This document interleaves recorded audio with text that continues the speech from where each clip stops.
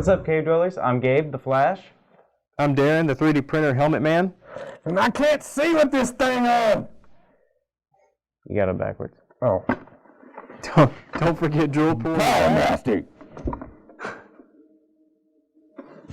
What's up, Cave Dwellers? And I'm going to take my helmet off so I can say that, so I can thank today's sponsor.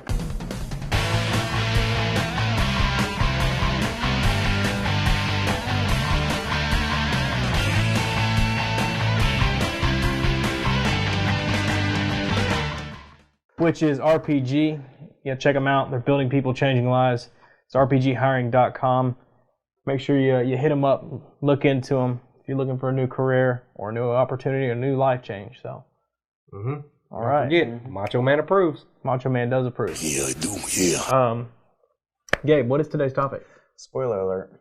Uh-oh. Mutants. Yeah, guys. Yeah. So big spoiler alert here. Don't watch this episode if you haven't seen the show yet, or just skip past everything to the cards, so at least you can watch the episode and you can get in on it.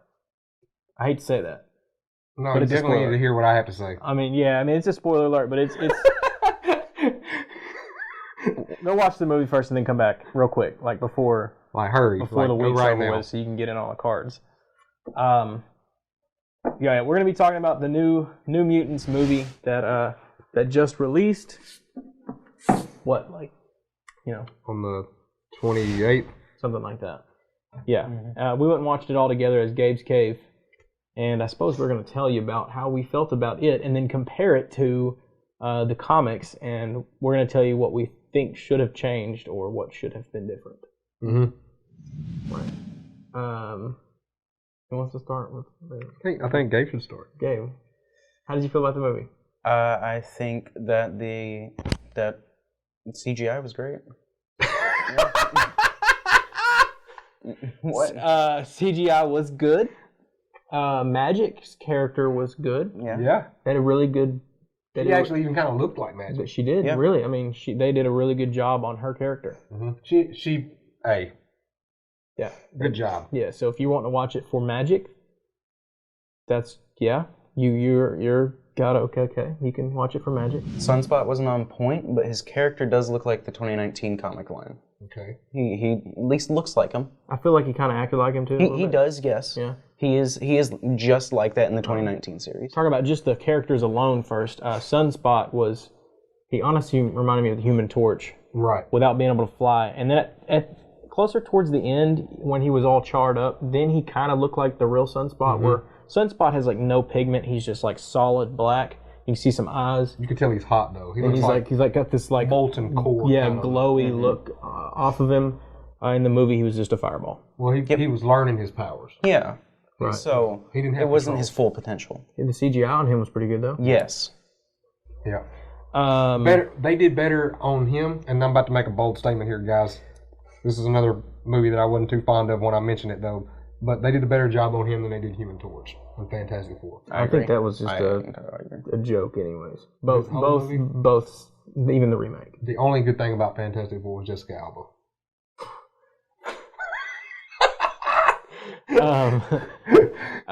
We'll go to the next one. We'll talk about Magik last because I think she was the best one. The next one, WOLFSBANE. Like again, spoiler, she was not even a werewolf. She was a dog. It wasn't even a wolf. It was like a big German Shepherd. Big German Shepherd. Yeah, it wasn't even like in the comics. If you read them or you know about them. That was at full morph though. She jumps on the doctor and she gives a sure enough lethal blow with her claws. Yeah, you're right. Yeah, she was kind of halfway. She half and half. But she was not a werewolf. No, not fully. She was not a werewolf. And at full morph in the show, she's a dog. Right. Yeah. And in the comic books, in full morph, she is a gnarly werewolf. She's like a suited up X-Man werewolf. It literally says, if you look her up on Wikipedia, it says abilities, lycanthrope. That's her abilities. She's a werewolf. That's her ability. And a really cool looking werewolf, too. Yeah. They did not do her justice. No. Whatsoever as a giant. No, they turned her into a Twilight werewolf instead of a Underworld werewolf. 100%. Twilight werewolf. But not even as big or as cool. You're right, yeah. Yeah. Right. In other words, the Twilight werewolves are better than this werewolf. Yeah. Cannonball, from what I've read and I've seen, Cannonball in the comics, we jumped right into the comic comparison here. That's just swing it. Well, we'll go with it. Yeah. We're kind of comparing back and forth. Cannonball in the comics was he had these glasses on. He kind of reminded me of Quicksilver from the X-Men movies, which was probably those movies' best character. I'm just saying he was probably the best character from those movies. He was a good add-in. He kind of reminded me of him, except for had kinetic power. So he was like the Human Torch without the fire. You know, he had, I guess, kinetic power, and he could launch and blow through stuff.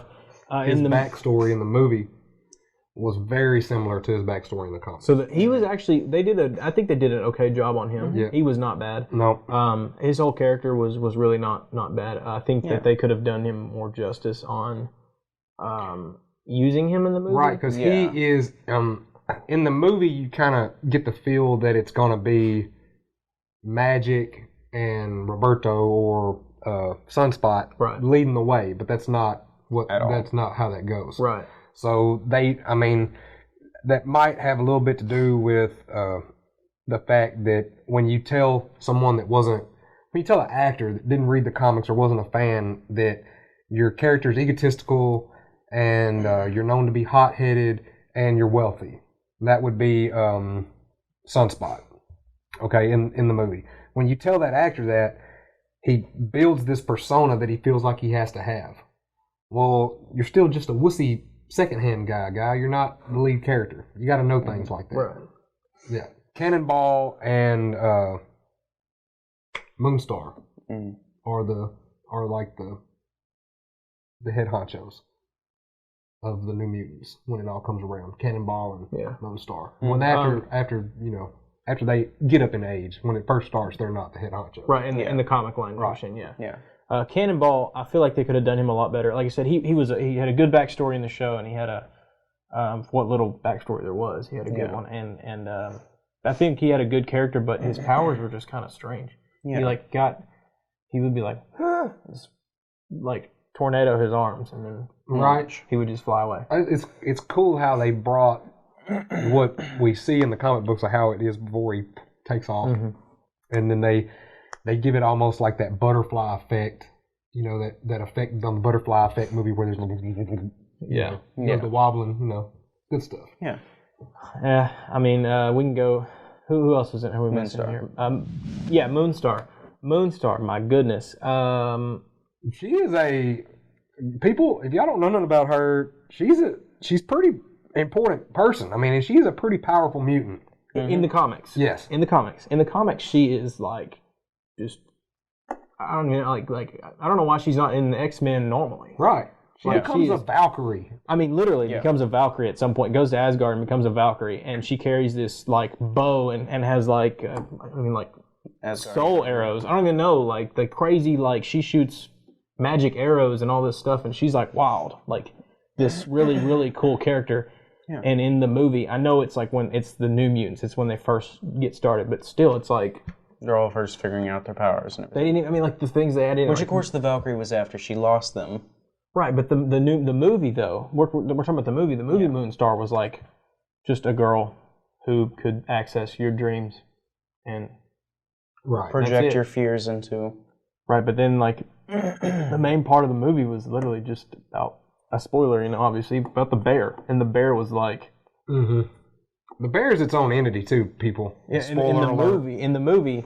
The it's bear in the movie it's not. No, in the movie it's not. The main bad thing at the end is this big bear the demon bear that she like imagines out of her dreams. It's what she's afraid of. Yeah, it's what she's afraid of, and because she projects your worst fears. You've seen the preview, you've heard it. That my father told me when I was little. There's two bears in us, a good bear and a bad bear. And the bad bear feeds on your fears, so the more things, when you're little, the bear's little because you're not afraid of much, and the older you get, the more you're afraid of, so the bigger the bear gets. So basically, her daddy telling her this fable when she's a child. About whichever bear you feed grows. Right, and she projects it out into reality, which... That's one of her powers is well... Kind of in the comics, it is, but it isn't. And in the movie, that's basically what they made. Like her only power is to do. She can almost like a Loki thing. She can trick you into seeing things that's what the comics say. So kind of like yes. mysterious It's like gas. Yeah. yeah, well no, But kinda Loki Mysterio. can make you think of Yes. like, yeah. But kind of does what Mysterio does with his gas and his illusions and everything. Right. So how in the movie, how what she projects could actually come and get you. I don't really know how. Well, in the movie, it was like you're scared of something. She got into your dreams or your mind, and now it's a real thing. Just there it is. Right, and like, she didn't have to. It's weird. In the movie, it was weird, and it threw me off because there's no clear evidence in the movie on whether or not it is that she picked up what these people were scared of from actually interacting with them, or if she picked up what these people were scared of by some type of telepath. And if it was the telepath thing, the only reason I wouldn't like it if that's how she did it in the movies, is because if that was happening, she should have had some idea that she was getting that from people. And in the movie, it makes it seem like she has no idea, people, what her powers are. She has no idea what's going on. The whole thing. Like until the very end, then she's like, "Oh, this is me causing all this trouble." Right. Yeah. Right. Yeah. And it's like, and like you said about the bear, we never finished on that. The bear, which is like the main thing of this movie, is like all her. But in the comics, that was its own entity. It was like this own thing. It was this not even to do with that. So let's get this. We have these kids in this place, and they're locked up, and they're already there before Danny Moonstar gets there. They're all there, and they're living in harmony, going to classes and doing their counseling and stuff like that, and nothing bad's happening in this place. They're not trying to revolt. There's no rebellion going on or anything, and it's not until Moonstar comes there that these crazy things Start happening. Oh. Okay, but immediately they don't try to blame her. Right. I mean, you would think that a room full of mutants That had been there for however long. Right. We don't know. with nothing happening like this, would know, like, hey, no, look, something's crazy going on with this girl being here. Yeah. Like, but no, it's like nobody wants to talk to nobody. Nobody wants to share any kind of information. It took a team building moment and did that to it. Yeah. I mean, that's what it did. Yeah, I agree. Yeah. And then it was like, just whole movie here, it was like they had, 3 or 4 years to plan and make this movie and then reshoot and 3 years. and do all this stuff. And we know that Disney bought Fox, and Fox is the one that was making it. And this movie actually takes place like shortly after Logan, because it still had, what was it, SX, or what was the name of that company? Oh, I don't know. That, Yeah, that's what was it SX? Yes. After Logan, the kids and stuff with Laura. This takes place right after that, but we know that Disney bought them out, and this is probably never going to continue, and it's just over with. Which is a good thing and a shame all at the same time. They could have made a really, really good movie. It's a shame. They could have made and to go on with Logan, because I thought Logan was pretty good. Mm-hmm. I thought Logan was good, and I think that they could have made it as the second part of Logan. I think they could have made it really, really well. Yeah. And gone with it. I don't think this is going anywhere, Chief. Like they took 3 years, and then it's like everybody, including the writer and director, did not read the comic. They Wikipedia'd it for 10 minutes and said, "We got this." Right. I think what happened is they spent their money, shot it all, and then instead of going back, they were like, "Hey, we got Dark Phoenix, let's work on that." And then that flopped, and they kind of gave up on it. He might have a point. And then right after that, Disney bought them, and they couldn't do anything about it. Oh, Disney bought them and they before just- that. Yeah, they were like, and then they can't do anything about it. They can't spend any more money, can't do any more editing, and then just release Were it. you super excited for Dark Phoenix? No. You weren't? I was. It looked really the good. trailer looked but really, really good. Mm-hmm. Yeah, it looked really good. I just never watched it. So. Right. And see that in the comic books, going back, the Dark Phoenix thing happening in the comic books is actually has a lot to do with the direction that the mutants and things like that go in the comic books. If y'all don't know, I'm not going to tell you because I want you to go look and do some YouTubing and some Googling and all kinds of things because that's how you meet new and impressive people. But Magneto actually took over the role as the Headmaster. Yep, for a little while.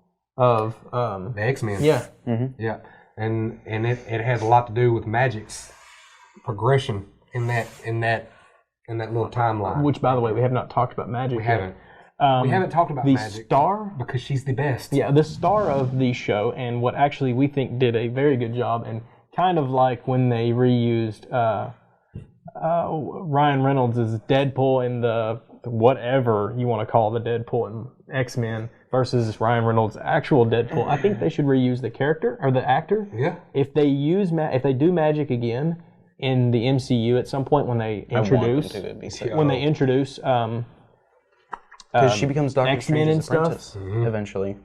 Yeah, I mean, I assume they're going to do the X-Men in the MCU and when they're going to fight Galactus, because we already have the Eternals, and I'm sure they're going to go with the Fantastic Four and then the X-Men, and then probably going to, instead of the Avengers, it'll go, and it won't be the Avengers next time, it'll be like Ultimate Alliance. So hopefully they bring MAGIK back, because she's a really, really cool character, and in the movie, she's the only one they did justice. Man. Let's say 85% justice, but she looked good. The accent, the bangs, the whole character, yeah, they did good. They did real good on as far as comparing it to the comic books. They did good there, but they left out one small detail out of that movie, and it might be because it's going to be a one-off and it's not going to tie anywhere. Which, like I said, that kind of be good and a shame at the same time, but. MAGIK is Colossus' little sister. Mm-hmm. I did not know that. Yeah. Really? Yes. Huh. That's cool. Yep. Well, hey, they could tie her in with the Deadpool movies. They could. And then make the Deadpool movies, bring the Colossus that they have, and put all that into the MCU and have Deadpool canon with the MCU and have that because I thought the Colossus in Deadpool was really good. I really did. Oh yeah. And you'd have Deadpool, which is New Mutants. Oh yeah. You'd have Cable, and New then Mutants '98, first appearance of Deadpool. Yeah, you'd have Cable, and then you could have MAGIK, and just go ahead and start off from there, and you could have part of the X-Men and part of New Mutants there as well. It'd be sick. All in the MCU because everybody loves Ryan Reynolds' Deadpool, and they're supposed to make another one, and I don't know why they wouldn't throw that in. I mean, it'd be like the only movie they took from Fox's line that said that was a success. Let's throw this in the MCU. Colossus goes to join the X-Men. And even when he was a kid, like when he come into puberty is like at a young age, and she was a good bit younger than he was, but he comes into puberty and he gets his metal body. And he was very young still when he leaves Siberia. Or, is it Siberia? I think so. Russia, somewhere up in there. Somewhere in the USSR. And he leaves and goes and joins the X-Men. And his sister's there, and she does not have any kind of powers, and I'm not going to go all into everything, but she basically gets abducted by this demon god. We're going to say it like that. And the X-Men go to get her, and they successfully get her when they find out there's actually two timelines, because, Marvel has different universes where things happen similar but different. Well, it had already happened once, and the X-Men went to go get her from this demon god, and they got her out, but the X-Men got trapped back there. So Storm was still there. Colossus was there, but he was dead. Wolverine was there, but he was dead. Nightcrawler was there, but he was brainwashed, and he was this demon god's personal servant. And then Kitty Pryde? Something about that, yeah. Kitty Pryde? Does that sound right? Yeah. Kitty does, but I don't know the... Kitty Pryde did have a lot to do with MAGIK, I know. Okay, well then it would be a Kitty Pryde was left back as well. And the new X-Men, they come and they go to get her. Well, they succeed. Well, in this time period, they're coming to get her. The Storm, who is using her original name, I want to say it's Aurora, something like that. Yeah. And she has lost some of her abilities to control weather. So she is learning magic. And she is in limbo, which, in case y'all know MAGIK, that she's the ruler of limbo. Yeah. But before she had that title, it was this demon god. And she's learning magic from Aurora, and the X-Men come to get her back, and they're successful. Well, they're successful all the way up until the point of getting her out of the portal. And the demon god reaches and grabs her by the arm and pulls her back. So now, but everybody else got out. Everybody else, the magic's stuck back in there again. And then he starts teaching her his dark magic.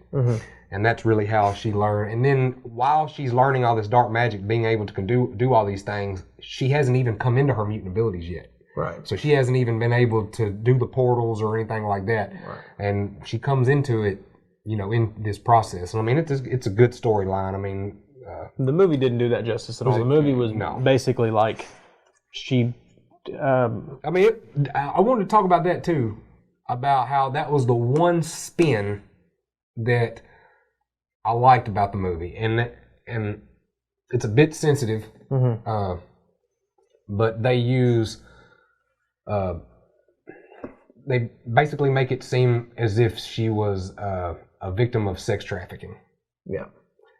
She was a little girl and she was kidnapped, and that was like the demon or whatever. The smiling man that was coming to see her. Yeah.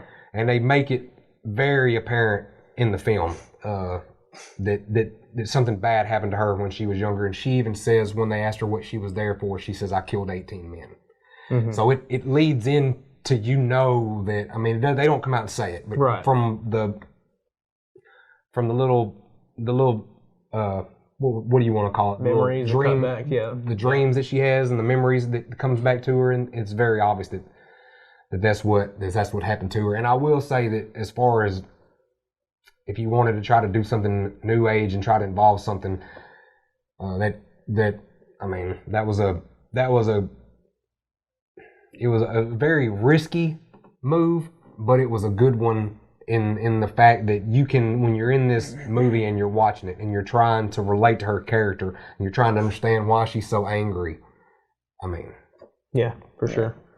And that's where she went to her special place, which was Limbo, and that's where she learned all that from the movie line, which different from the comics. I think the comics sounds a lot cooler. It would take 3 or 4 movies just to explain her being able to use her powers. Yeah. Also, the movie, she had a soul sword and it was sick, and the armor on her arm, but she did not have her regular sword, which Aurora gave her, right? Right, correct. She has a normal sword, but she didn't have it in the show. She just had just a soul sword. Which the soul sword was Kitty Pryde that taught her how to use. I won't be back. I was wrong when I told you earlier. Aurora Storm was the person that was teaching her how to use magic, and Kitty Pryde wanted her to get out of there and was worried about the demon's influence on her. If she learned how to do this magic or whatever, what kind of power she would be with the demon's influence. So they take her into another part of Limbo that apparently Kitty Pryde can get to. And as they get there, that's when it's just him and her, the Kitty Pryde and Magic, and that's when she starts learning how to sword fight and actually fight with the sword. Gotcha. With the normal sword or the soul sword? The sword. Yeah. Yeah. And the soul sword is just, in the movie they did that great. Her armor was cool, her whole character was cool, jumping in and out of Limbo was cool, and then what was the dragon's name?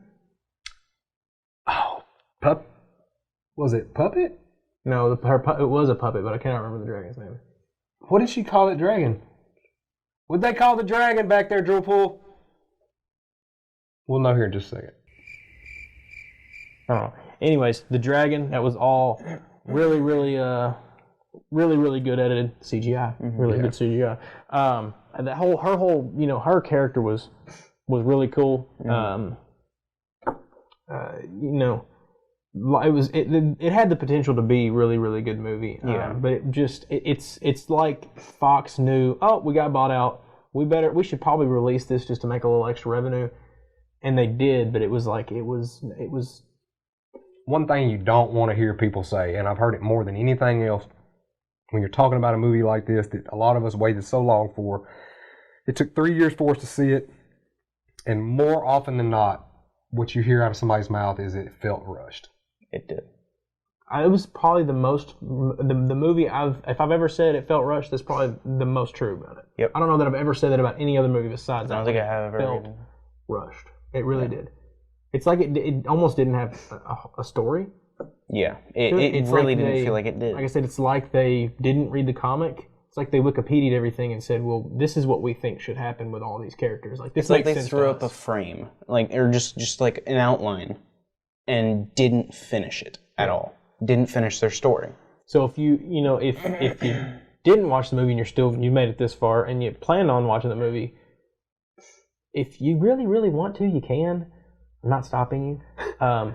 But it would probably be better if you just read the comics. Just buy the comics and read the comics, or watch a lot of YouTube where people talk about the comics. Yep. Comics Explained, even. Yeah, They talk about it. They go by the volumes. Google it. Look up some pictures.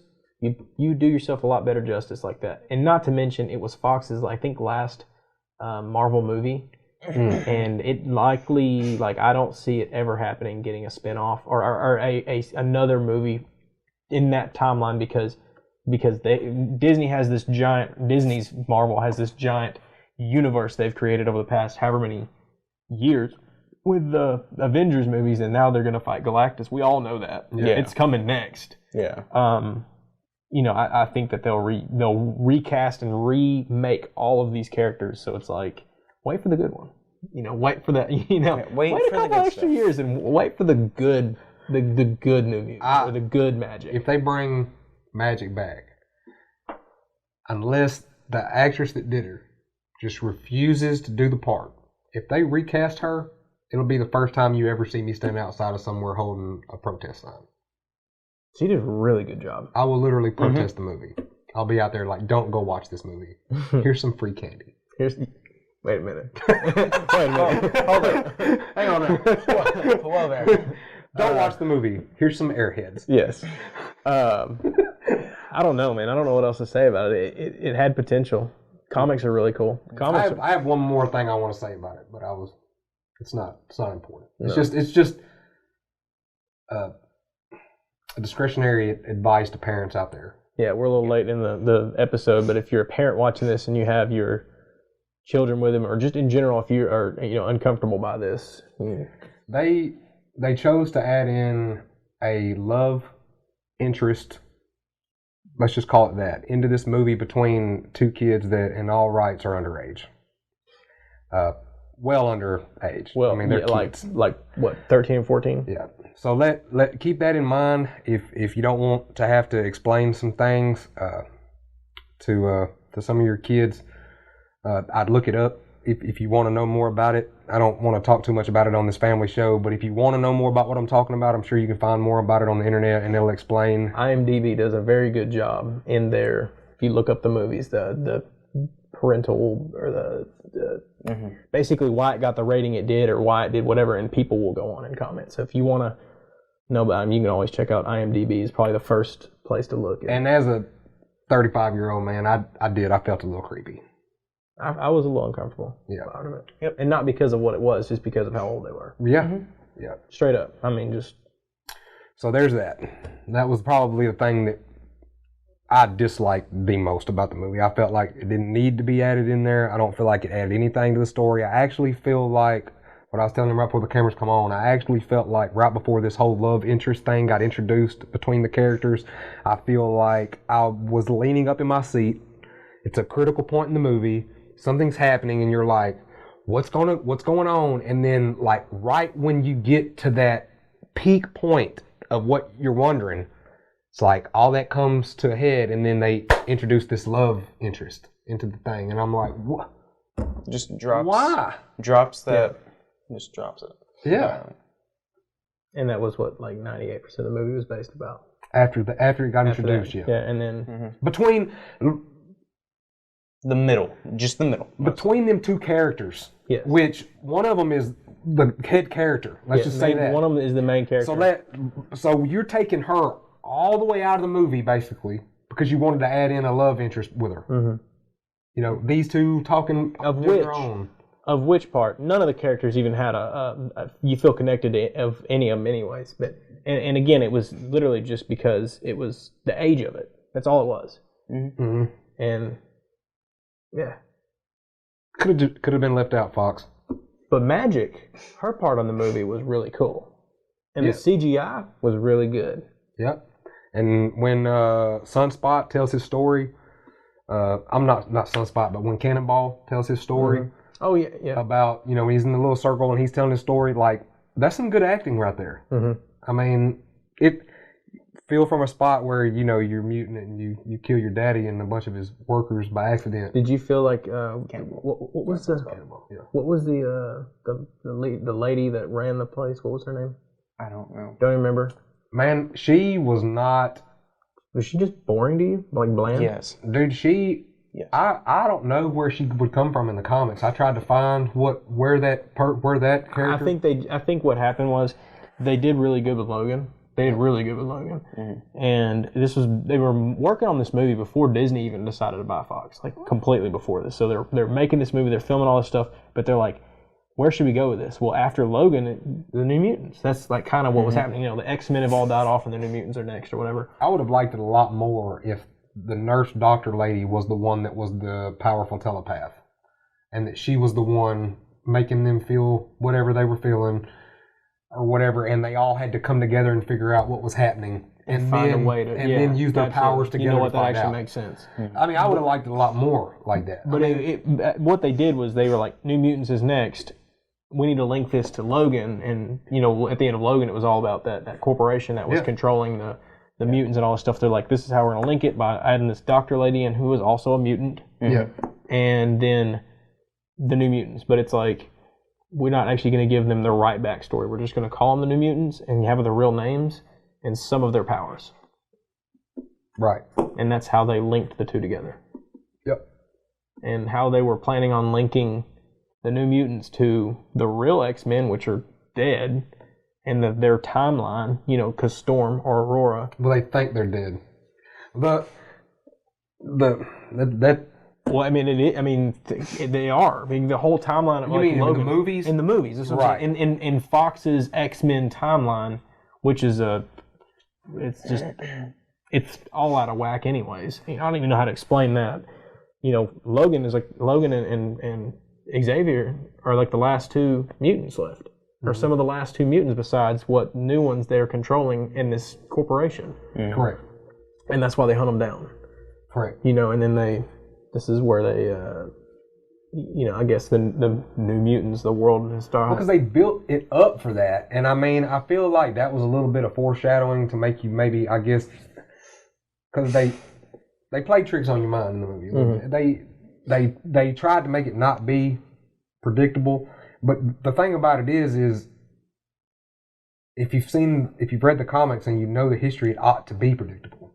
Mm-hmm. I mean, to an extent. I ought to be able to hear you say, I'm making a New Mutants movie, and this is where they're going to be and what they're going to be starting. And I ought to be able to go talk to any of my friends that know nothing about comic books, and I should be able to tell them before I ever see the first preview what the movie is going to be like. Well, I mean, we already know, we don't know this for sure, but, you know, with the new timeline in the MCU, which Disney's doing right, they're doing a very good job at depicting the comic books. You know, we already know that what are they called? My mind went blank. The new movie coming out is not Inhumans. What are they called? The Inhumans. No. What's the new movie they're coming out? I just said it earlier. It's got Angelina Jolie in it. She's the. Huh? What? There's a new superhero movie coming out? Yeah, by Marvel. It's the one that they pushed back. It's supposed to come out this year or the first of next year. Man, I cannot remember. I just said it a minute ago. Inhumans? What? Eternals. I'm sorry. My goodness. That was a waste of time. The Eternals is coming out. So we know at some point Silver Surfer is going to be there. Right. We know at some point that Galactus is going to be there. We know that. And Disney's been predictable about it. So what you're saying is, you know, we should know what to expect out of these type of movies. Right. If you know the back. If you know it. I mean, even when the Silver Surfer comes with Galactus, you know that's happening. You know that means the Fantastic Four. You know, that means, you know, all these different things here, you know, so it's like, why, you know, this movie was like, you walk in and we had no idea what was going on. They made you feel like you knew, it's crazy too, because Danny Moonstar was not the bad guy in the movie, but she was. She was the bad guy. Okay. She was. She ended up being, until like the last 2 minutes of the movie, until they're like, correct. Oh, well, you're not really bad, but the lady that's holding us here in this place is. Right. Which literally the last 2 minutes they even say that they think that they're there because being trained to be X-Men. That they think they're there to get their stuff under control until they can go be X-Men. You learn that that's not true. But see, that's all they had to do to make this movie good was have them believe that's what they were there for. They find out that that's not true, and now they want out. That was all it took. Yeah. And all that other mess was not needed. And have to work together as a team to get out. Right. Versus work together as a team to fight themselves. MAGIK was sure, and Magik was sure of her abilities. You see that? 100%. 100% sure already. Sunspot wasn't. He couldn't control his at all. He couldn't control it, but he knew what he was. Right, he knew what it was, but he couldn't control it. Cannonball is probably the only person we saw in the movie actually practicing his power. And actually, that was about his full potential, too. Yeah. Yeah. So, I mean, Wolfsbane, she knew hers. She's a dog. She was a dog. She's a werewolf, but she didn't necessarily need to practice, I don't guess, because she knew what was going on. Right. But Cannonball was the only person in the movie that we actually saw trying to perfect his craft. So basically, what you had is a bunch of troubled brats and orphans that had no idea what their potentials were. They were put into a place where they had a life or death situation, and by a series of accidents, they made it out alive. Mm-hmm. Literally. Yep. Wow. Except Magik. Magik went hard. Except Magik. Yeah. Yeah. She said, and what did she say? I don't even remember what she said. She said something. They told her not to go after the bear, that it was Magik. She said, oh, so am I. Yeah. But that one part where she said something about what's your power, and she said, I don't know. She goes, well, I know what mine is. Sword. Boom, sword. You know, that was like, oh, she's cool. But the rest of it was just like, I don't know. We ragged on this movie enough as it is.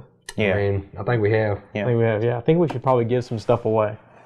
Yeah, let's do the giveaways now. I hate that I couldn't come on here and tell you guys that it was a wonderful movie and that they did a great job.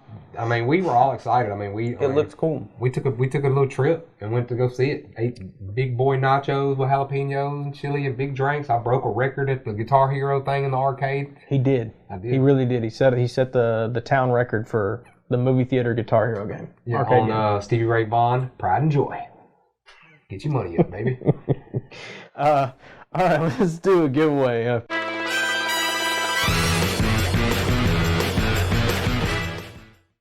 You watched last week's video. You'll know that the artist spot last week was Dan Walls, the really cool dude from over the pond over in the UK, the graffiti artist. Some of his blacklight cards. Glow in the darks. Hopefully, you chose one of these really good ones. And there's 4 of them, so we're going to give away 4 of these cards, and then a loot box winner. Why is there 4 cards being given away, Darren? Oh, yeah. Let me do this. So, if you notice, we have a lot of these cards left. Ooh. A lot of these cards left, because when people win, they don't like to message us or email us back to claim their cards. So we just put it back in the stack, so new people get to watch and comment and try to win their stuff instead. So when we tell you if you win, get in contact, because we're not gonna hold it forever. We're gonna give it to somebody else. Somebody else wants it. Absolutely. So if you win, make sure you send us an email so we'll know that you won and we can get it out to you. Otherwise, we can give you 2 weeks and it's back in the stack, and then whoever you are, is gonna win it next time. Mm-hmm. I'm just saying. So, Gabe's, find us a winner.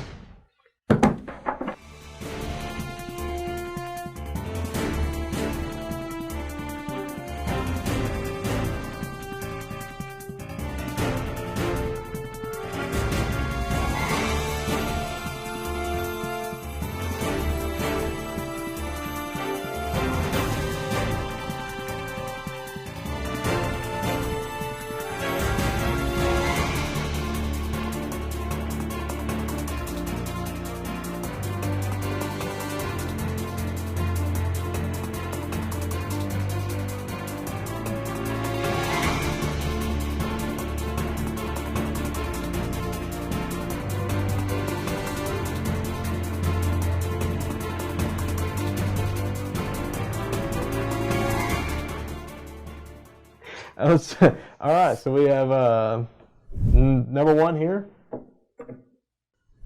number 2, number 3. We have number 4. I'll go back to number 4 here, and then we have the loot box winner right here. So congratulations to the top 4 and the loot box winner. We still love you even though you're dead last.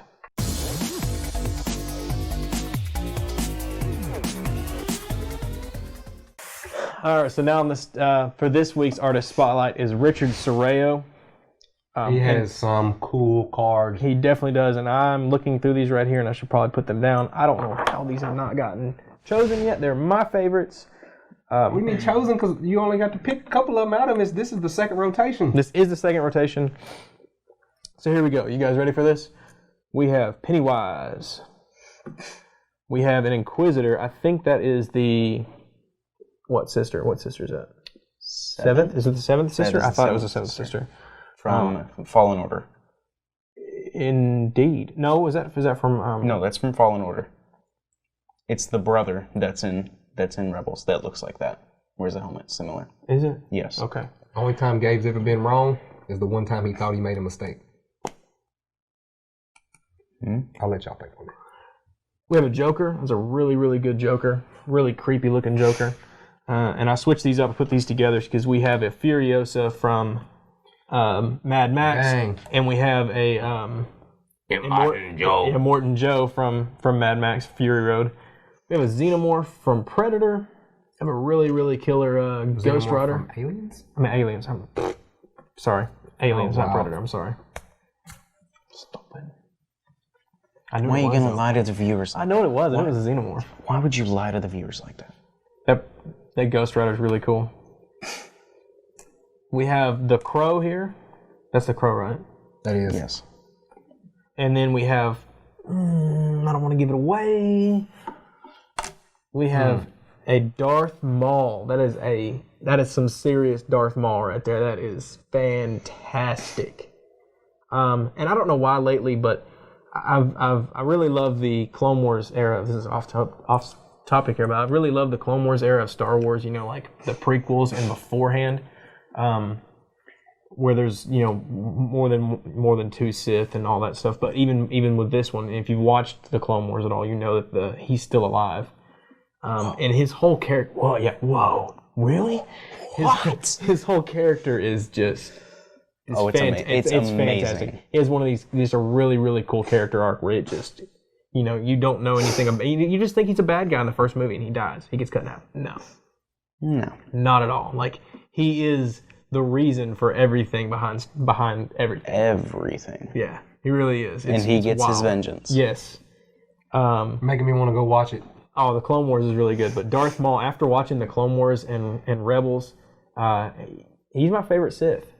Just straight up. Absolutely. I no way around it. He is like one of my favorite characters. It's hilarious that he wasn't your favorant Sith beforehand. He was my favorite Sith just because how he looked. Yeah, I mean, he was just because I never watched the Clone Wars. It was just like, I knew a little bit about him, but like he got cut in half and died. And if you haven't seen the Clone Wars, you probably think the same way I did before I watched it. And then, I got to know he was still alive because, it's just like Boba Fett's still alive and it hasn't officially been in any movie or anything. So do you feel like they weaked him down? Or do you feel like the person that he was fighting when he got cut in half was just that much better than he was with a lightsaber? You mean Obi-Wan, who cut him in half? I mean, I'm not doubting Obi-Wan, but I mean, do you really think that? Oh, you haven't seen Rebels. You don't know what happens at the end. Oh, yeah. We're not going to want to spoil it for you. I'm not spoiling that. I'm not spoiling that. You need to watch it.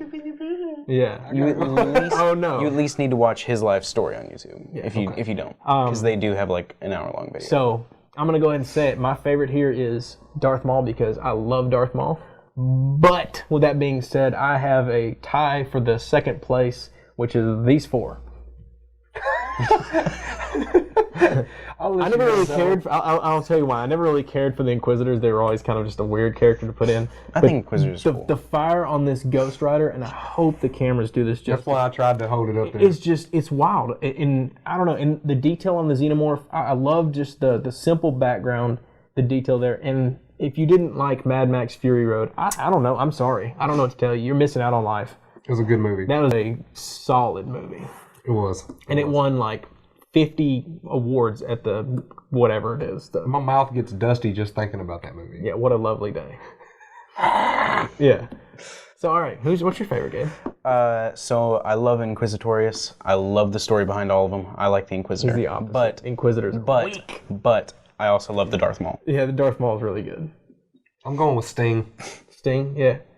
Is it Sting or is it Crow? That's the Crow. The Crow. Yeah. But I'm calling him Sting. I was like, Okay. hang on a minute now. Yeah, what, I don't even know what else to say. It's another Macho Man Easter egg. It is another Macho Man Easter egg. Hacksaw Jim Duggan.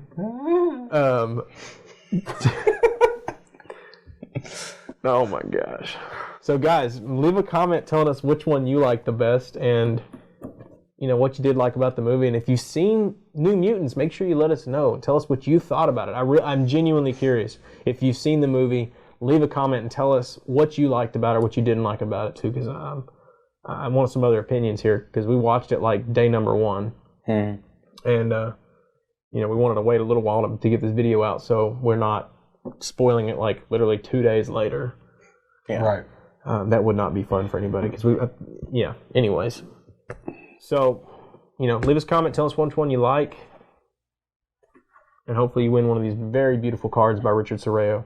And if you're an artist out there and you don't have anything to do right now, I will gladly pay you to draw me a Darth Maul. And I really love like the later Darth Mauls where he's like this, like the real grittiness, or his first appearance in the Phantom Menace when they're in the hangar, or no, I mean, the first appearance is when they're out in the desert, and he goes to attack, and he only has one lightsaber blade out, and he's like, it was some kind of Force user trained in the Sith arts, but they didn't say he was a Sith.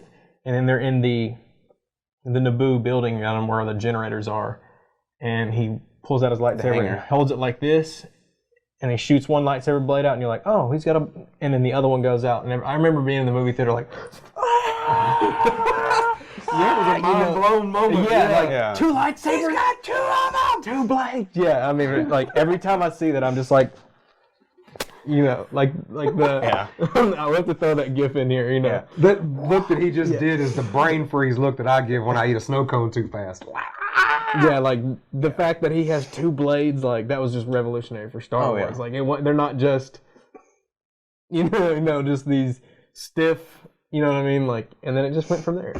Yep.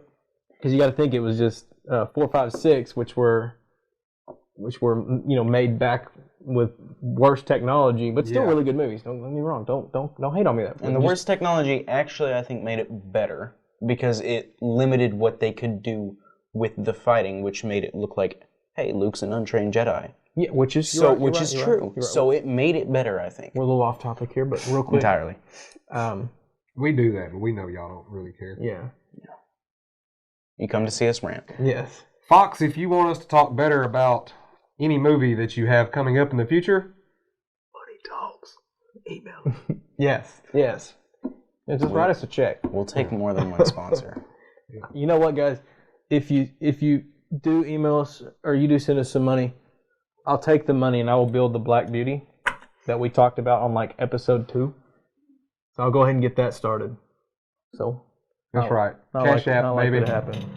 But that was our end of show rant. We're gonna thank our sponsors again. That's RPG, and you can check them out at rpghiring.com.